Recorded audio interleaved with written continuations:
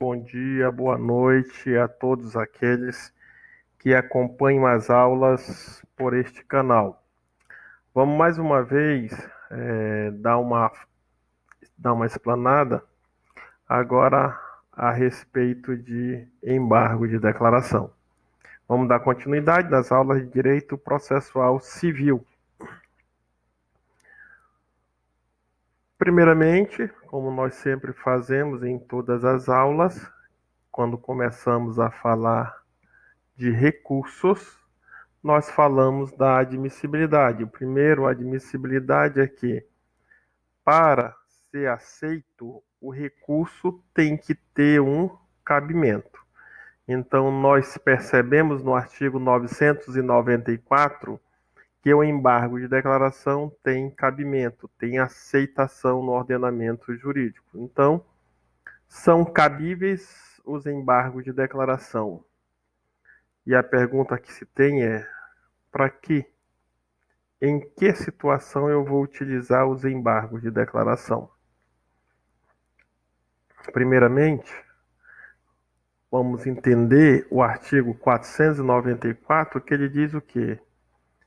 Quando a sentença for publicada, via de regra, existe uma impossibilidade do juiz alterar.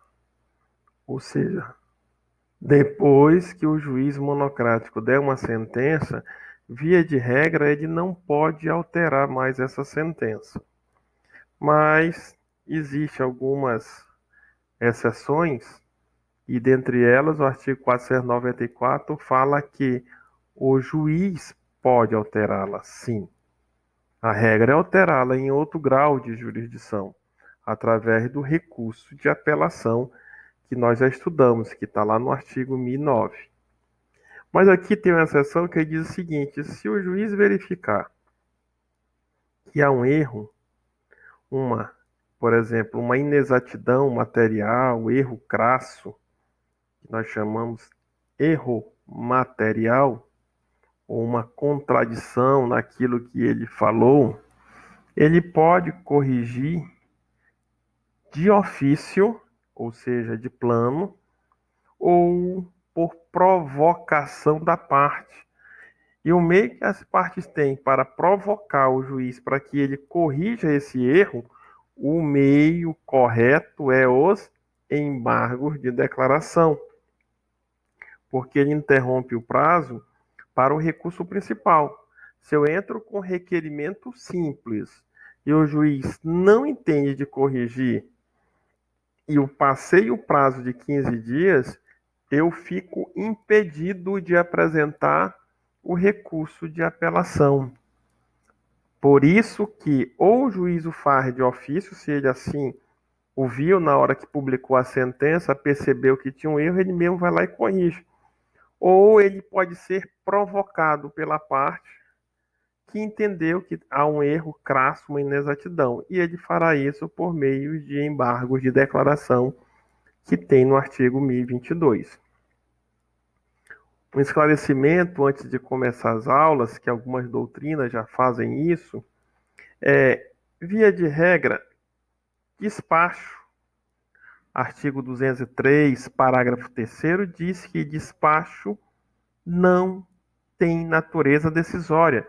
E isso é corroborado lá com o artigo 489, parágrafo 1º do nosso CPC, onde ele elenca os pronunciamentos que têm natureza decisória.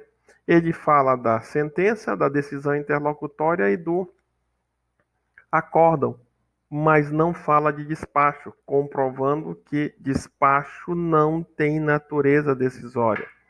O artigo 1001 diz: o despacho não cabe recurso. Mas aí algumas pessoas falam: mas se tiver omisso, aquele despacho estilo uau, onde o magistrado coloca ao autor, depois ao réu, sem especificar o que as partes devem fazer. Nessas horas, pergunta: não tem uma obscuridade? Então não posso ingressar com os embargos para fins de clarear o despacho? Pode, porque os embargos para fins de clarear, esclarecer ou por causa de obscuridades, tem previsão legal no artigo 1022. Mas lembro, não seria melhor ir até o juízo, conversar com o juiz, só para dizer: Excelência, eu não consegui entender o vosso despacho, apenas ele está incompleto, apenas fala algo que ficou subliminar, mas não veio nele. E isso é esclarecido, não há necessidade de você manejar um recurso, gastar tempo, fazer o juiz analisar esse recurso, quando pode, em uma diligência simples, com 20 minutos de conversa com o juiz, sem tomar um tempo do magistrado, sem tirar o seu tempo, você esclarecer o que é que ele quis dizer. Ou às vezes até por um telefonema feito na vara.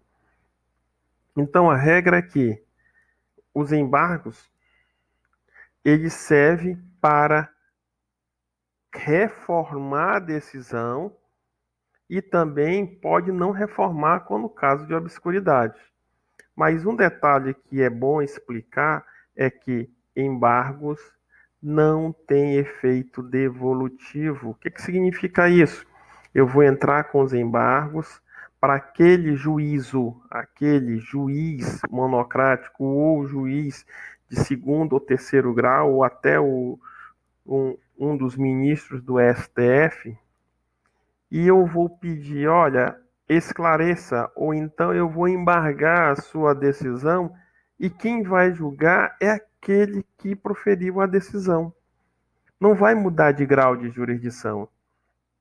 Se eu ingressar com embargos contra uma sentença, o próprio magistrado que deu a sentença é ele que vai analisar, e ele pode dar uma nova decisão ou manter a decisão dele, dizendo que não acata, não vislumbra os vícios que o embargo veio trazer.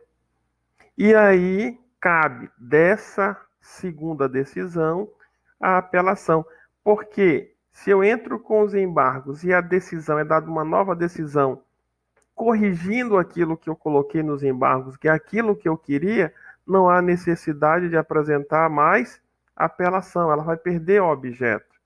Por isso que os embargos, eles são muito utilizados no ordenamento jurídico e têm uma função diferente dos demais recursos. Então não pensem que tem muito recurso que eu estou vendo no artigo 994. Cada um deles tem uma finalidade específica e os embargos servem tanto para reformar a sentença, que nós sabemos que é de apelação, como para reformar decisão interlocutória, que também agravo de instrumento ou agravo interno, como de acórdão, que nós vamos ter com recurso ordinário, recurso especial, recursos extraordinários, entre outros.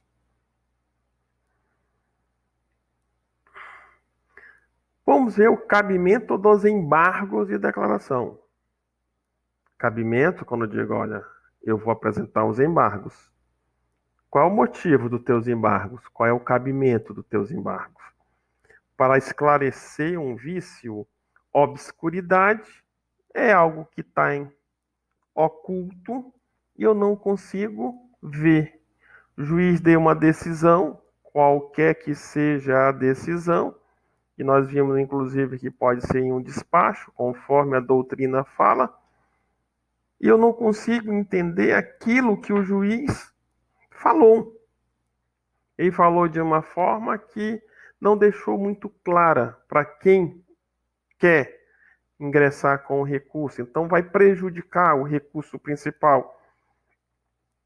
Se eu vejo uma obscuridade, algo escuro que não está claro, que eu não consigo entender, eu vou entrar com os embargos para fim de clarear a decisão, tornar clara a decisão. Temos também quando houver omissão. O que é isso? Uma sentença com vício citra petita é uma sentença onde o seu juiz, na sentença, eu pedi dano moral, dano material. Você analisou o dano patrimonial ou material, mas não analisou o dano moral.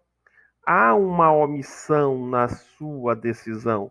Você deixou de avaliar um dos meus pedidos. Então, reforme a decisão para incluir o seu julgamento em relação a essa matéria que eu suscitei, mas que a sentença ficou silente, ou a decisão, o acórdão ou decisão interlocutória ficaram silentes. E dei uma decisão, mas a decisão eu não dou-me por satisfeito por faltar ainda alguma coisa que eu pedi e não foi analisado. Observa que é diferente da obscuridade. A obscuridade, o juiz não vai reformar a decisão. Na obscuridade, ele vai tirar dúvidas que ficou. Tem algo que não ficou claro, cristalino.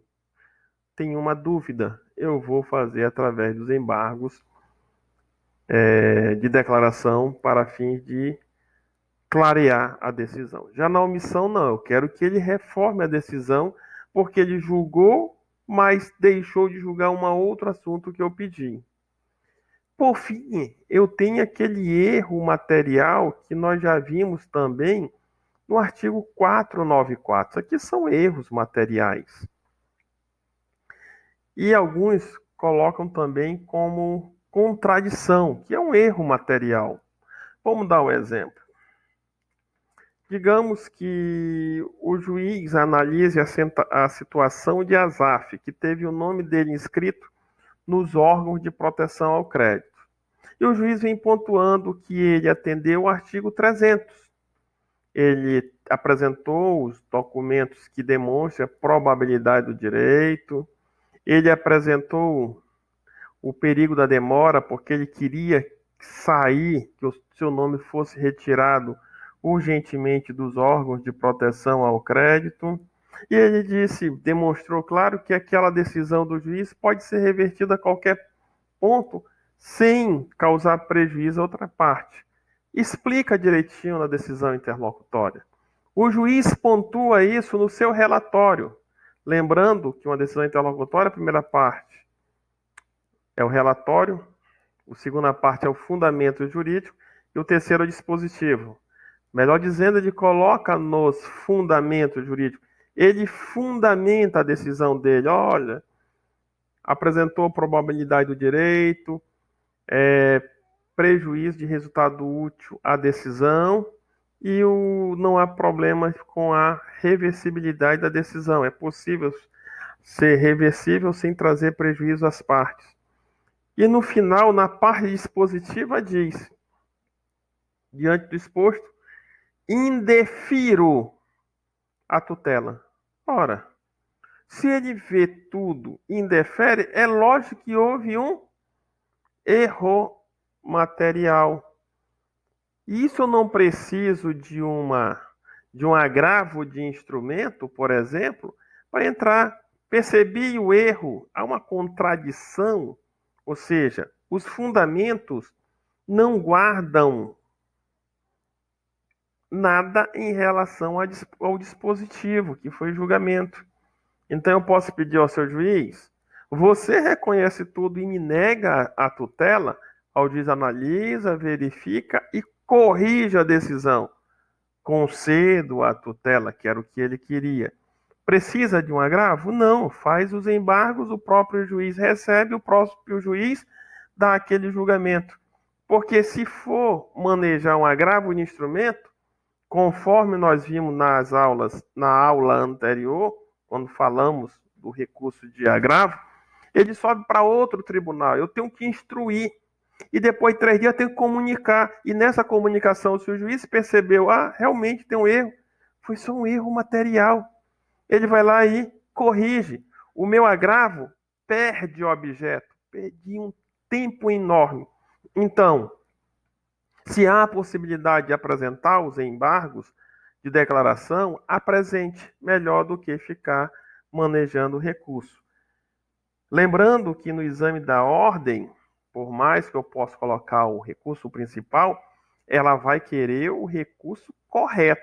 Então, ela pode te avaliar se você utilizar um outro recurso quando era embargos de declaração.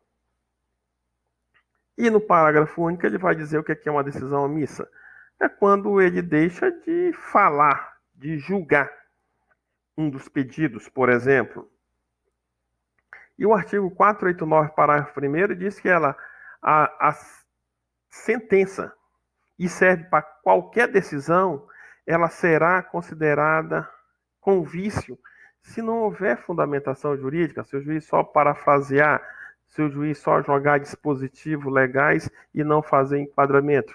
Da mesma forma que pode ser considerada genérica o recurso da parte que apenas joga artigo ou apenas joga jurisprudência sem fazer esse enquadramento jurídico. Tempestividade dos embargos é diferente dos demais recursos. Quando nós estudamos tempestividade da apelação, a tempestividade do agravo de instrumento, no artigo 1003, parágrafo 5º, começava o texto com excetuados embargos. O prazo para recorrer e contrarrazoar é de 15 dias. Mas ele colocava logo, excetuados embargos. Então, quer dizer, os embargos não têm prazo de 15 dias. Qual é o prazo que os embargos têm? Para embargar e contrarrazoar os embargos, o prazo será de 5 dias, sempre respeitando ao princípio da paridade de armas, ou o princípio da igualdade, no caso aí, respeitando a desigualdade dos polos. Então, da decisão, qualquer que seja ela, sentença, decisão interlocutória ou acordo, eu tenho um prazo de 5 dias. Esse prazo continua sendo aquele previsto na cabeça do artigo 1003. Qual é? Da data que as partes forem intimadas da decisão. A partir do momento que as partes forem intimadas da decisão ou que a decisão for publicada, começa a contar o prazo de 5 dias e não de 15 dias para que se apresente os embargos de declaração, que serão recebidos. Se for caso de reforma, o juiz ou o ministro ou o desembargador, aquele que que deu a decisão que está sendo embargada, ele vai intimar a outra parte para que ela apresente as contrarrazões. Se for caso, assunto for caso de reforma, tem que intimar a outra parte para as contrarrazões. Agora, se não for caso de reforma, for só um esclarecimento, não há necessidade que a outra parte apresente as contrarrazões. Porque quando eu peço obscuridade, eu estou pedindo ao seu juiz, esclareça, eu estou na dúvida da sua decisão. Não é outra parte que tem que explicar a decisão do magistrado. Quem tem que explicar é o próprio magistrado. Portanto, não há necessidade de se apresentar, de se intimar a outra parte para que ele apresente as contrarrazões quando é só obscuridade. Ou quando o juiz de plano vai indeferir o recurso. Ora, o recurso não é adequado, o recurso está sendo utilizado de forma repetitiva. O juiz pode aplicar a pena sem a necessidade das contrarrazões, porque é um ato personalíssimo do juiz e não vai ser passado para outra parte, que apresentando ou não só vai estar perdendo tempo e não atendendo o princípio da celeridade e economia processual. Então, de acordo com o artigo 1023, o prazo para embargar é de 5 dias. Olha, esse recurso é dirigido diretamente ao juiz. E nesse caso, doutores, vamos pensar aqui, juiz no sentido amplo, onde eu coloco o ministro e coloco desembargadores. Porque se for o desembargador relator que deu uma decisão, que eu não consigo entender, eu vou apresentar os embargos para que ele esclareça aquela decisão. Então, qualquer que seja a decisão, quem proferiu a decisão, ela será uma petição dirigida àquele que proferiu a decisão, porque é ele que sabe que ele escreveu ali o que deixou de colocar no papel e que ficou na cabeça dele. E eu tenho que fazer os embargos apontando o erro, nós vimos lá, a obscuridade, que não reforma, apenas clareia, tira as dúvidas, a contradição. Aqui ele traz erro e contradição, além da omissão. Ele já me traz 4 elementos, que é diferente daquele 1022. No 1022 nós vimos que ele só fala de erro material, obscuridade e omissão. E aqui ele já me traz a contradição. Em suma, a contradição representa um erro, mas pode ser aberto. Então, o artigo 1022, de acordo com isso, se eu entender, olha, erro material e contradição são duas coisas distintas, eu não posso colocar contradição dentro do erro material como sendo uma espécie do erro material, eu tenho que abri-las como sendo duas coisas totalmente distintas, eu vou dizer que o artigo 1022 é um rol meramente exemplificativo e não um rol taxativo, porque o artigo 1023 me traz outras, a contradição que não está no artigo 1022. Mas o correto é que a contradição é uma espécie de erro material que pode acontecer.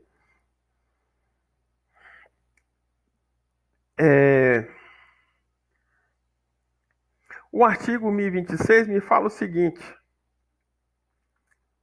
os embargos de declaração não possuem efeito suspensivo. Professor, quer dizer que não suspende a execução?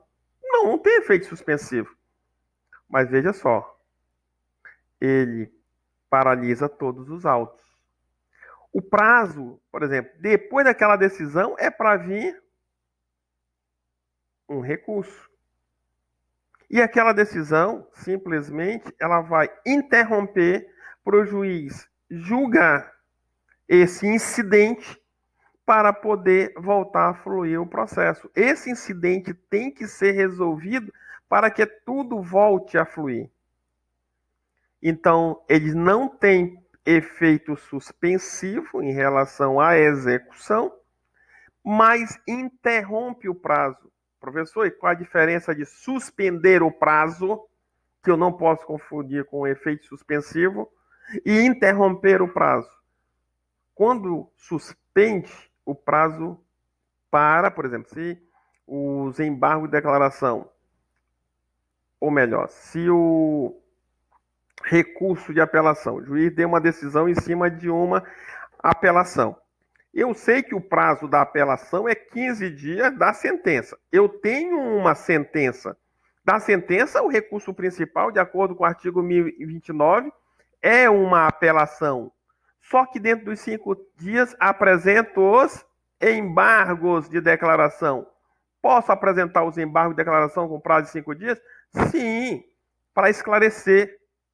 E o que acontece com a apelação? O prazo continua contando? Se o juiz julgar mais ou menos, passar 10 dias para me dar o julgamento desses embargos, quer dizer que já passou o prazo da apelação? Ou então eu vou ter que apresentar a apelação logo no dia seguinte ou no dia da nova decisão? Claro que não. Nova decisão, abre novamente o prazo. Então, esses 5 dias que já haviam passados serão zerados e começa de novo do primeiro dia até o 15º dia. Devolve para ele o prazo. Então, ele começa do zero de novo. Suspensão, não. Se suspendesse aqui com 5 dias, ele só voltaria a ter 10 dias para complementar, para apresentar a apelação depois da decisão. Mas aqui, lembrando, não suspende os prazos. Os prazos interrompem-se. Então, eles começam do zero a partir da nova decisão. Só que o artigo 1026 diz o seguinte, olha, se eu apresentar os embargos, eu ganho esses 5 dias, o juiz pode demorar 5, 10, 15 dias, dependendo do trabalho que tem no seu na sua vara, no seu juízo, e eu ganho tempo para apresentar de novo a apelação. Então, eu posso entrar com os embargos, dos embargos, dos embargos? Não. Eu posso entrar com os embargos dos embargos? Sim. Se aquela omissão, obscuridade, contradição ou erro material não foi sanado, eu pedi e ele permanece sem me esclarecer, eu entro com os embargos dos embargos. Mas se foi sanado, não, vou citar agora outra coisa. Não. Aí é considerado um recurso manifestamente protelatório. Se você tem dúvida, ou você quer que o juiz sane um vício que aconteceu na decisão dele, entre com o recurso apontando tudo, os embargos de declaração. Não entre com os embargos de declaração, tem um erro e tem também uma omissão. Primeiro eu vou apontar a omissão, depois que ele falar, depois eu vou apontar o erro, ou a obscuridade, ou a contradição. Aí eu estou tendo embargos dos embargos com efeito protelatório. E aí o juiz vai aplicar uma multa de até 2% sobre o valor da causa. Professor, eu posso colocar o embargos para esclarecer e depois entrar com os embargos pré-questionador? Posso. Não tem problema, porque os embargos de pré-questionamento não são considerados embargos protelatórios. Mas se eu colocar somente o embargo e já entrar com o recurso principal, com o RESP, que exige pré-questionamento da matéria, esses embargos serão considerados como os embargos pré-questionadores. Agora, se não foi pré-questionada a matéria, teu recurso não vai ser admitido. Mas aqueles embargos serão considerados como sendo os pré-questionadores. Então vamos lá? Saiu a decisão, pode ser uma sentença, qualquer decisão. As partes são intimadas, nós já vimos o artigo 1003 do CPC. Apresenta os embargos no prazo de 5 dias, conforme o artigo 1023. O próprio artigo 1023, parágrafo 2º, determina que a decisão, os embargos, implica a modificação da decisão? Sim. Se implica, por erro, contradição ou omissão, chama as contrarrazões e dá uma nova decisão. Se não implicar em modificação da decisão, considera, por exemplo, uma obscuridade tão somente, ou mesmo se o juiz entender que é meramente protelatório, ele não vai modificar, ele vai aplicar sua multa. Então, não há necessidade de intimar outra parte para apresentar as contrarrazões. Mas, havendo a possibilidade de modificar, tem que chamar outra parte para que ela apresente as contrarrazões.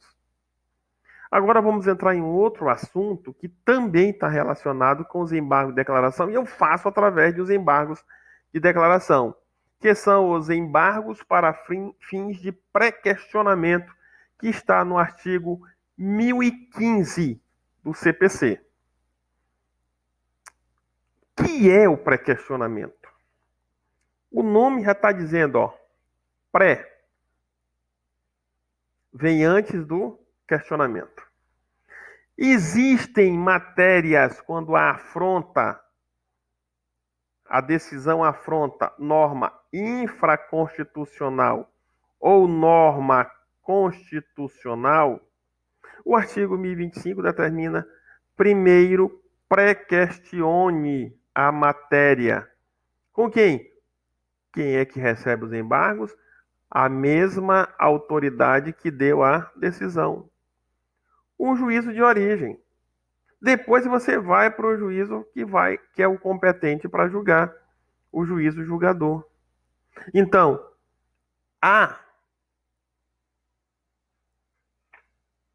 numa decisão, afronta a norma infraconstitucional. Professor, é qualquer decisão? É lógico que não. Só para acórdão. Toda vez que um acórdão ele viola normas infraconstitucionais e constitucionais, eu tenho que apresentar antes do recurso principal, que no caso de matéria constitucional seria o RESP, recurso especial. E no caso de violação de matéria constitucional, seria o recurso extraordinário, o RE. Então, somente quando acordam violar norma infraconstitucional e norma constitucional é que eu vou, primeiro, pré-questionar, porque o RESP não será recebido se as matérias não for primeiramente questionada depois, ou primeiramente pré-questionada para depois eu questionar. Seja no RESP, cujo órgão competente para julgar é o STJ, como no RE, cujo órgão competente para julgar é o STF, de acordo com o artigo 1002. Mas eu não entendi o que seria assim pré-questionar. Vejamos, quando alguém chega em uma empresa ou num órgão público e quer falar com um diretor, quer falar com o gerente, ou quer falar com o dono de uma empresa, ou mesmo quer falar com um prefeito, uma autoridade política, tem pessoas que o recepcionam. E a primeira coisa que essa pessoa que o recepciona é: o que você deseja? Esse pré-questionamento nada mais olha, eu quero falar com o STJ ou STF. E você vai chegar para o juiz ou para aquele que cometeu a violação, no caso, via de regra, desembargadores, que é em segundo grau, você vai ter que falar assim, ó, e a matéria é essa, essa, essa. Quando você quer falar com alguma autoridade, você primeiro fala para a secretária qual é o assunto que você quer falar com ele. E quando você chega diante da autoridade, você faz o quê? Repete tudinho aquilo que você falou lá que a secretária não soube falar. Porque se a secretária souber falar, ela souber resolver, ela vai evitar que você chegue principalmente diante da autoridade. O pré-questionamento, em outras palavras, é isso. É falar com a secretária antes de chegar com os ministros do STJ ou com os ministros do STF. Falar, ô secretária, eu estou com um problema na tua decisão. A tua decisão está assim, assim, assim. Ele verifica, e realmente eu errei, eu vou reformar. Observa o tempo que você vai ter. Você vai ganhar tempo, porque você não precisa chegar lá no STJ para poder resolver aquele problema, se a própria pessoa que deu a decisão, ela pode resolver. Então você pré-questiona, para depois questionar.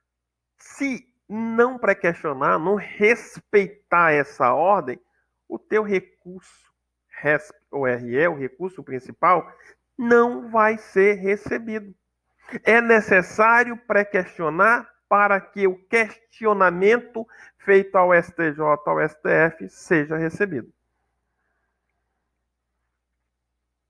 Vamos a algumas súmulas. Por exemplo, a súmula 211 diz o quê? É inadmitido o recurso especial em relação àquelas matérias. Que matérias são essas?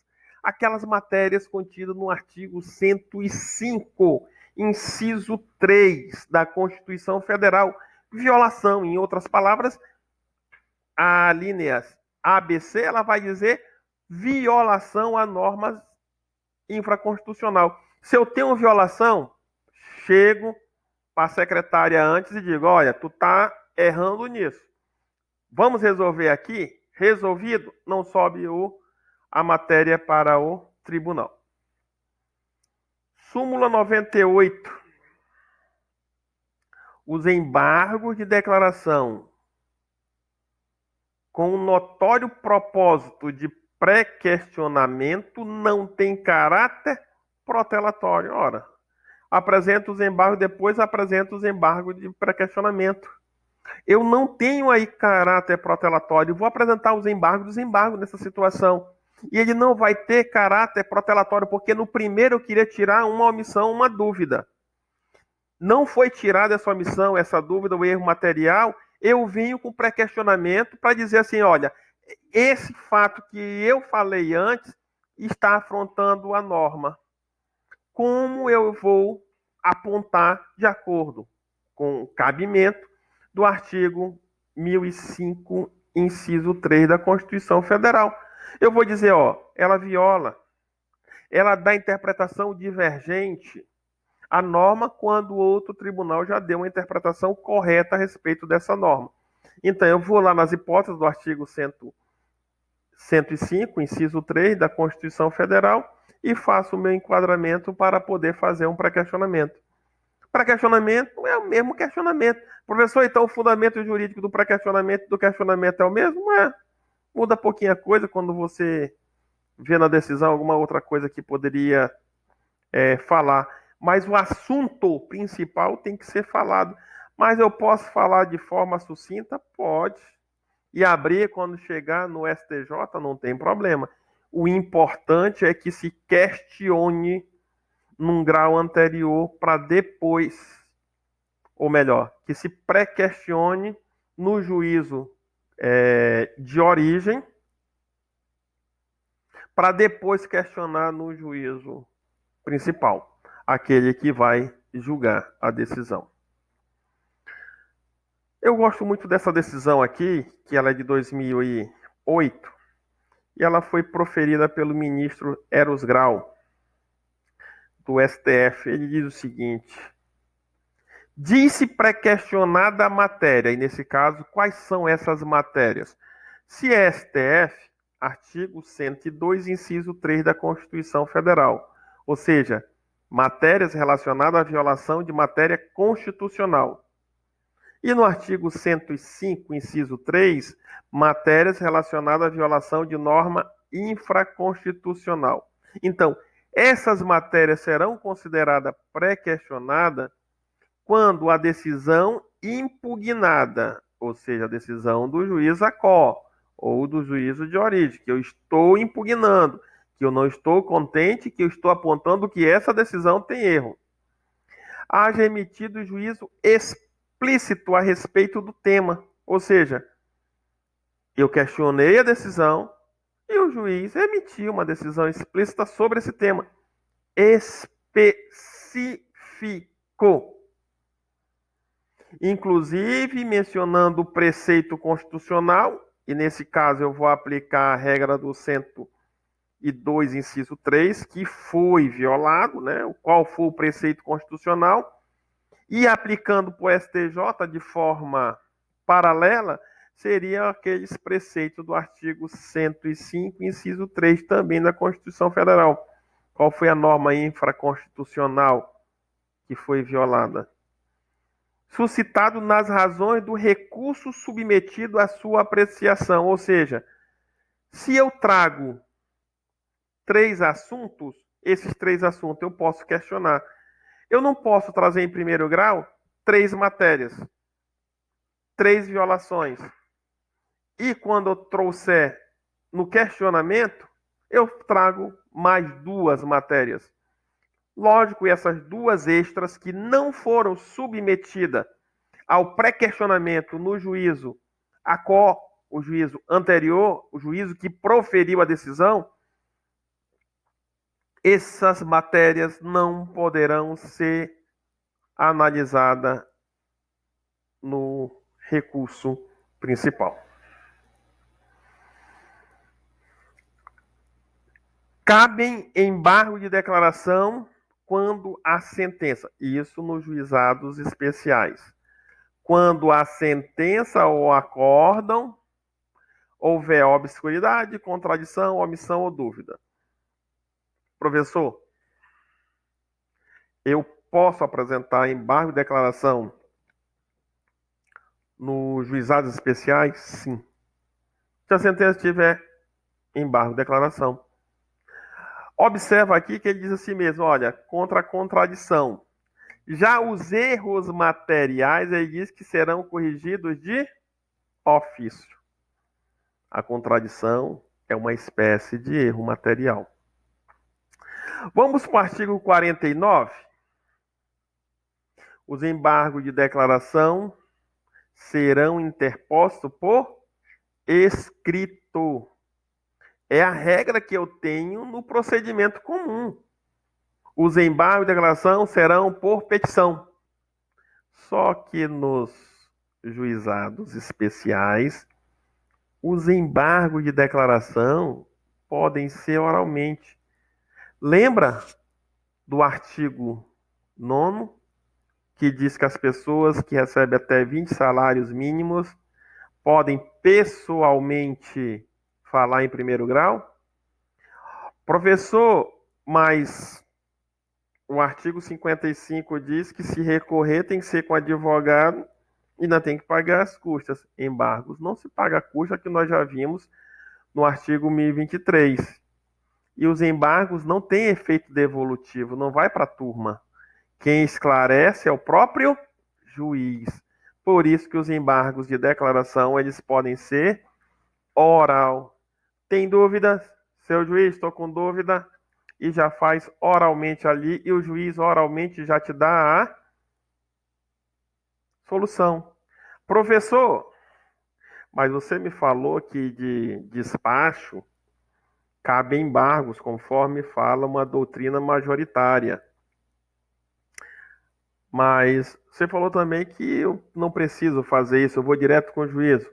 O famoso embargos auriculares são o quê? Oral. Então, eu posso fazer esses embargos auriculares? Posso. Ô, seu juiz, eu não estou entendendo o seu despacho. Está com algum um vício, eu estou com problema de entendimento. Não é o juiz que erra, pensa que é você. Eu estou com problema de entendimento, seu juiz. Poderia clarear? Aí ele vai lá e clareia para você o que ele quis dizer com aquela decisão. E você apresenta só o recurso principal. A necessidade de formalizar nos autos isso? Não. É simplesmente para utilizar a celeridade. Eu posso aplicar no cível? Sim. Agora, para embargar a respeito de obscuridade, contradição, omissão que exista em uma decisão, via de regra, você tem que fazer por escrito nos autos para suspender o prazo do recurso. Os embargos de declaração interrompem, assim como o artigo 1026 nós vimos que interrompem, os embargos de declaração também interrompem o prazo para apresentação do recurso inominado. E o recurso inominado, professor, do artigo 41, ele é de 10 dias, que nós já vimos quando falamos de apelação, falamos do recurso inominado. Então, os embargos de declaração, eu tenho que ter o endereçamento, antigo CPC. Hoje o artigo 1023 fala, será dirigido ao juiz no prazo de 5 dias. Eu vou colocar no cabimento, se eu quero o 1022, dizendo qual é a contradição, omissão ou a obscuridade. Ou no artigo 1025, se for para pré-questionar algum recurso. Vou fazer um resumo daquilo que a decisão fez, lembrando que recorremos de fundamento jurídico, não se recorre de relatório nem parte dispositiva. Recorre-se de dispositivo ou de fundamentos jurídicos. Então, eu vou trazer da decisão quais são os fundamentos que eu não concordo, porque o juiz embasou a sua decisão para que eu possa fazer o recurso. Eu já vi em Marte, no Brasil, nunca vi isso acontecer. Pessoas recorrendo de parte dispositiva. Não existe isso. O recurso sempre é feito com base no coração da decisão. E o artigo 93, inciso 9, da Constituição Federal diz: toda decisão tem que ser fundamentada. É do fundamento que você tem que recorrer. Por isso que elas têm que ser fundamentadas conforme corrobora o artigo 11 do CPC. E vou abrir um tópico para dizer qual foi a omissão, de acordo com o que eu coloquei aqui no cabimento. Se eu estou falando que aqui eu estou recorrendo por causa da omissão, eu vou dizer qual foi a omissão. Se no cabimento eu estou dizendo que eu vou recorrer por causa da contradição, eu vou dizer qual foi a contradição. Se é obscuridade, eu vou dizer qual é a obscuridade. Se é erro material, eu vou dizer qual é o erro material. Se é um pré-questionamento, aí eu vou ter que trazer todas as matérias do pré-questionamento. Eu estou pré-questionando o quê? Pré-questionando para RESP, para recurso especial, então eu vou lá na regra do artigo 105 da Constituição Federal, inciso 3. Lá eu vou ter todas as regrinhas para pré-questionar. Professor, eu estou pré-questionando matéria considerada constitucional e o rol de matérias que eu vou ter que questionar no recurso extraordinário e vou ter que pré-questionar nos embargos estão lá no artigo 102, inciso 3 da Constituição Federal. Professor, e os pedidos? Pedidos de recurso é a coisa mais simples que faz. Só pede a reforma da decisão. E no caso dos embargos, se houver o esclarecimento da dúvida, daquele ponto nebuloso que não consigo entender. Então, via de regra, se colocar diante do exposto requer a reforma da decisão por ser a mais pura e lídima justiça, perfeito. Mas, professor, eu quero algo mais trabalhado. Pode fazer, mas lembrem-se, vocês ainda vão fazer um exame de ordem. Então, o ideal é que vocês façam o simples para poder passar. Só precisa fazer 6 pontos nessa segunda fase do exame da ordem. Mas se quiser, você pode fazer um outro texto e criar textos mais longos.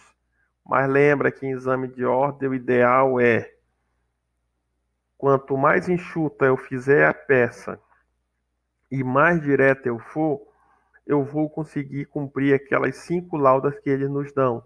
Ah, mas se eu acabar e precisar falar mais, você não vai ter mais do que aquelas laudas que eles vão te dar no recurso. Você vai ter que fazer seu recurso dentro de 5 laudas. Portanto, seja direto, objetivo em qualquer peça. Ser objetivo não quer dizer deixar de falar ou falar sucintamente. Não, você vai falar de acordo com a prolixidade do caso. Essas peças que eu vou passar para vocês, elas são simples e ela não exige uma delonga muito grande na explicação. São em cima de direito material, aula que vocês já viram. Façam a atividade continuada que está vinculada a essa aula de embargo de declaração.